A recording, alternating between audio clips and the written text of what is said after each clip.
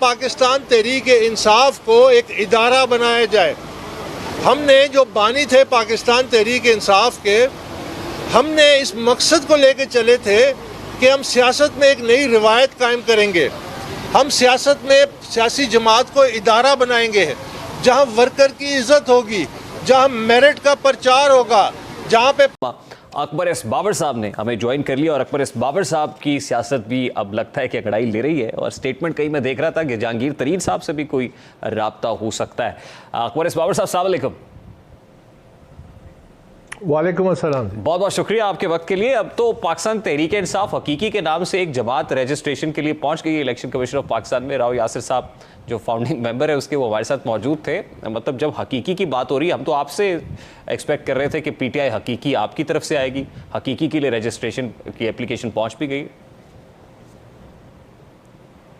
बिस्मिल्लाहिर्रहमानिर्रहीम। नहीं, मैं तो पहले दिन से ये कह रहा हूँ कि हाँ, पार्टी में हमने एक पीटीआई फाउंडिंग मेंबर्स का जो ग्रुप है, फाउंडर्स ग्रुप, वो बनाया है ताकि लोगों को इकट्ठा रहें, बातचीत में रहें और एक दूसरे को ये चार्ज रखें और तैयारी रखें कि वो वक्त की जो अब आ गया है कि जब हमने पार्टी की कमान संभालेंगे इंशाल्लाह।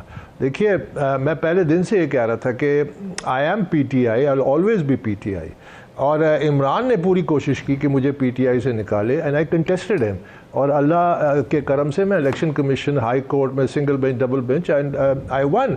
वो एक प्रिंसिपल था पार्टी की, एक प्रिंसिपल था कि ये पार्टी, इसकी कोई किसी शख्स की ज़ाती मलकियत नहीं होती डेमोक्रेसीज़ में, उसको एक इदारा बनाना होता है। वो इदारा किस लिए बनाते हैं? लीडरशिप के लिए, ताकि वो एक नर्सरी बने।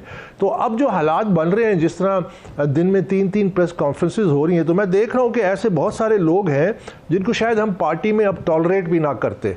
तो अल्लाह के करम से वो एक एक करके खुद ही छोड़ के जा रहे हैं, उन पे ऐसे हालात बन गए हैं। तो ये सारे मोस्टली अपॉर्चुनिस्ट थे या पॉलिटिकल वेस्ट, मैं इनको समझता था। ये वो लोग हैं जिन्होंने इस कश्ती में सुराख किया। अकबर साहब, Imran Khan is still there. Imran Khan तो वही खड़े हुए हैं, तो क्या इमरान खान से राब्ता करेंगे? नहीं, इमरान खान, देखिए, इमरान खान अनफॉर्चुनेटली वो मेरे नज़दीक वो बदकिस्मत इंसान है जिसको अल्लाह ने इस मुल्क में इज़्ज़त भी दी, मकाम भी दिया, लेकिन वो उसे डाइजेस्ट नहीं कर सका। जिस रास्ते पे वो चला वो तबाही का रास्ता था। अल्लाह की रस्सी ढीली होती है, बहुत ढील देता है, लेकिन जब खींचता है तो फिर बख्शिश नहीं होती। इस वक्त वो अल्लाह की गिरफ्त में है। तो इमरान की क्या हैसियत है कुदरत के आगे? इमरान अपने वाटरलू पे पहुंच चुका है। देखिए, कोई भी कौम जो होती है, सबसे अहम चीज़ मेरे नज़दीक कौम की होती है उसकी नेशनल प्राइड होती है। अगर आपकी इकोनॉमी कोलैप्स कर जाए, अगर आपका सब कुछ हो जाए, अगर उस कौम में प्राइड है, नेशनल प्राइड है, वो दोबारा खड़ी हो जाती है, वो दोबारा मुकाबला करती है हालात का। और जो कौम की प्राइड होती है उसमें सबसे अहम चीज़ उसके शोहदा होते हैं। शोहदा का खून जो होता है उस मुल्क, उस मिट्टी को सरसब्ज और शादाब रखता है। वो उस नेशनल प्राइड का हिस्सा होता है।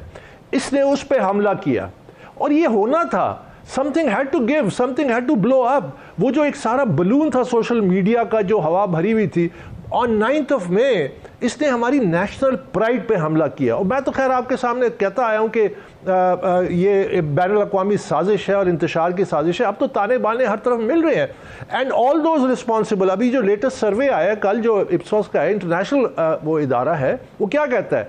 वो कहता है 60% पाकिस्तानी समझते हैं कि सोची समझी साजिश थी। 80% पाकिस्तानी कहते हैं कि जिन्होंने भी इसमें हिस्सा लिया उसको सख्त सजा दी जाए। So they should be held accountable. No mercy. Despite Imran Khan standing, मतलब he is standing alone and still he is standing, आपको लगता है कि पीटीआई खत्म हो गई? PTI is no more?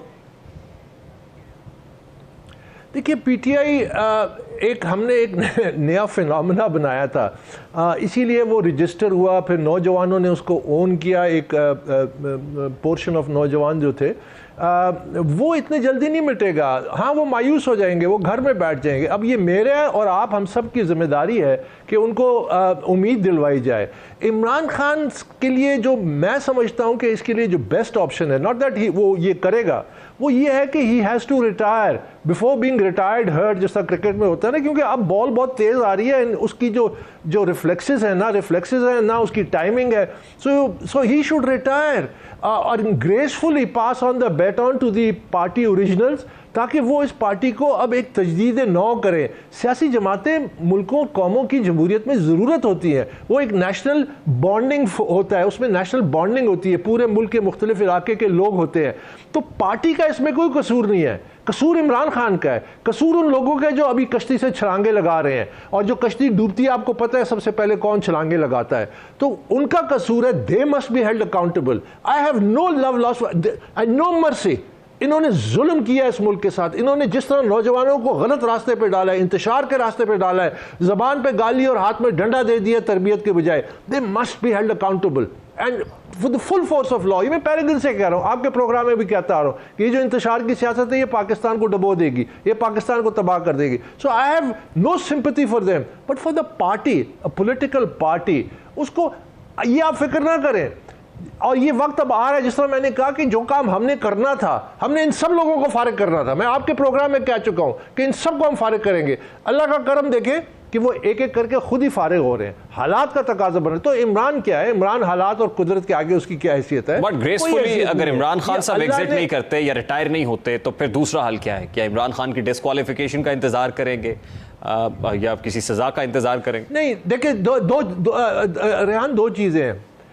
Politically अगर वो एग्जिट करते हैं जिस तरह मैंने सजेस्ट किया, वो एक रास्ता है, बट दैट डजंट मीन कि उसको माफ कर दिया जाए in terms of the law end of the land जो उसने ब्रीच किया। बिल्कुल नहीं, he must be held accountable and he must pay the penalty for it. ये कोई मजाक नहीं है कि एक कौम की आप डिग्निटी से खेलें, उसकी इज्जत से खेलें। This is inevitable. What I am able to understand at this point in time is कि PTI is not gonna die. PTI को उसके फाउंडिंग मेंबर्स आके टेक ओवर कर लेंगे, लेकिन उससे पहले जाहिर है रास्ते की दीवार इमरान खान है। इमरान खान हटेंगे, वो ग्रेसफुली जाते हैं, एग्जिट जो भी होता है, उसके बाद फिर क्या आप लोग आपस में को गुफ्तो शनीद कर रहे हैं? जो फाउंडिंग मेंबर्स है राब्ते में आ गए हैं, सोच लिया है कि क्या करना है, पीटीआई को कैसे टेक ओवर करना है, कैसे चलाना है? देखिए, events are moving in that direction. हम इंशाल्लाह अगर जब मौका अल्लाह देगा, और जो देगा, आप गवाए, सब लोग कहते थे कि पता नहीं तुम क्या यूटोपिया की बातें करते हो। तो आई ऑलवेज बिलीव, मैं उनको ये मिसाल देता था कि नेल्सन मंडेला 27 साल जेल में रहा, वो 5वें साल में भी फौत हो सकता था बीमारी या टॉर्चर की वजह से। 10वें, 12वें, 20वें, 25वें, he held on to the principles. He said नहीं, इस रास्ता, ये पॉलिटिकली करेक्ट रास्ता है, जब तक मैं जिंदा हूं मैं इस रास्ते पे रहूंगा। उसको कामयाबी मिली, इसी तरह कामयाबी मिलती है, हमें भी इसी तरह कामयाबी मिलेगी। हम इस जमात को दोबारा मुनज़्ज़म करेंगे, इसको इसके अंदर ट्रांसपेरेंसी लेके आएंगे, इसके अंदर अकाउंटेबिलिटी लेके आएंगे। बाय द वे, अकाउंटेबिलिटी तो अब खुद ब खुद हो रही है, लेकिन दे मस्ट बी हेल्ड अकाउंटेबल, ये जो सब जा रहे हैं। इसके अलावा इसको डेमोक्रेटिक पार्टी बनाएंगे और पाकिस्तानी कौम के सामने एक मॉडल रखेंगे कि दिस वॉज द मॉडल, ये वो मॉडल था जो जिसके लिए ये पार्टी बनाई गई थी। And I have no doubt in my mind कि उस वक्त जब हम साबित कर देंगे कि वी मीन व्हाट वी से, क्योंकि इस वक्त तो एक एतमाद का गैप भी आ गया ना। उसके लिए कितने लोग अभी आपके साथ राब्ते में हैं? 2 हफ्ते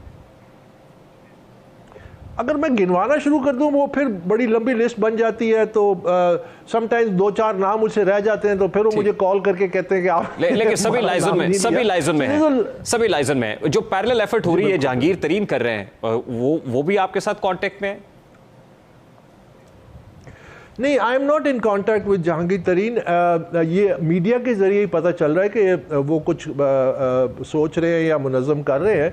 तो मुझे बिल्कुल उनकी जो सोच है या वो किस रास्ते पे चलना चाहते हैं, या मेरा उनसे कोई राब्ता भी नहीं है, तो इस वक्त मैं उस सिलसिले में कोई कमेंट कर नहीं सकता। मेरी जो कोशिश और हमारी जो कोशिश होगी वो ये होगी कि तमाम पीटीआई जो जेन्युइन पीटीआई के लोग हैं, चाहे जिधर भी हैं मुल्क के जिस कोने में, सबको इकट्ठा करें, ऑर्गेनाइज करें। बाय द वे, एक वक्त था 2010-11 में जब इमरान ने मुझे बिसाइड्स मेरी मीडिया की जो जिम्मेदारियां थी, केपी का भी जिम्मेदारी दी थी, तो मैंने केपी में रिफॉर्म शुरू किया। हमने प्रोविंशियल स्टीयरिंग कमेटी बनाई, डिस्ट्रिक्ट्स में कमेटीज बनाई। स्टीयरिंग जो प्रोविंशियल कमेटी होती थी वो हर महीने मीट करती थी, मिनट्स होते थे, उसमें डिसीजन थे। पहली दफ़ा पीटीआई की fund raising PTI provincial executive committee KP में हमने करवाई थी कि सारे जो मेंबर्स बैठे वो अपने डोनेशंस दे। सो उसको ऑर्गेनाइज करने का वो किया, इतना ज़बरदस्त था। लेकिन then obviously everything got derailed, और वो कप्तान साहब जो थे वो कज़ाकों से मिल गए।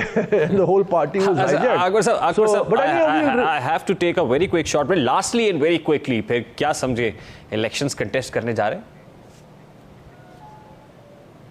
मैं देखिए, मेरा पहला मकसद और वो है कि पार्टी को रीऑर्गेनाइज करना और अपने मंशूर पे लेके आना और क्रेडिबल चॉइसेस लोगों के सामने रखना। अगर तो वो मौका मिला फिर तो है, वरना सबसे पहला हदफ ये है। इलेक्शन मेरा हदफ नहीं है कि मैं अपने आप को इलेक्ट कराऊं, मेरा हदफ है पाकिस्तान तहरीक इंसाफ को एक मुनज़्ज़म डेमोक्रेटिक क्रेडिबल जमात बनाना। बहुत बहुत शुक्रिया।